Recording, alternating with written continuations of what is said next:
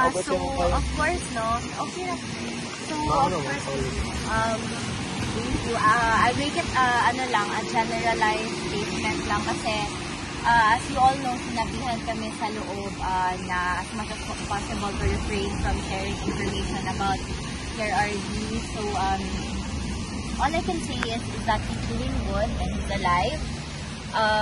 And ayun, he's looking forward to the coming visits of the other family members, which will be his grandchildren. So, pag alis ni Kong Pulong ay dadating yung mga apo, and then sasamahan ko sila to teach them what to do inside, kung ano yung gusto ni PRRD.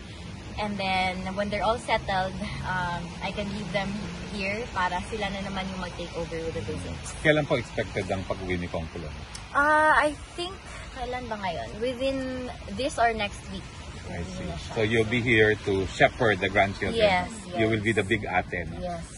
Kalusugan Kita naman. ako, pero yung mga, pamangkin ko, malalaki na. Malalaki na. And also si VM, si Vigo, si Kong Omar, and yung isa, yung babae. Will also be coming. Ay, very good, very good. Well, anyway, how does it look po? Health-wise naman? Health-wise, he looks the same. I think that, the fact that most of the family are here to visit, it makes him, makes him stronger mentally and physically and emotionally. So, ano pa ang mood niya ngayon?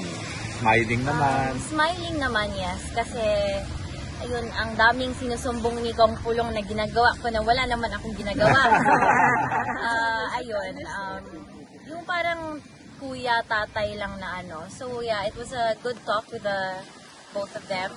The three of us had good and light conversations today. And ayun, we told him of the schedules ng mga dadating na family members in the following days. Yes. Very happy.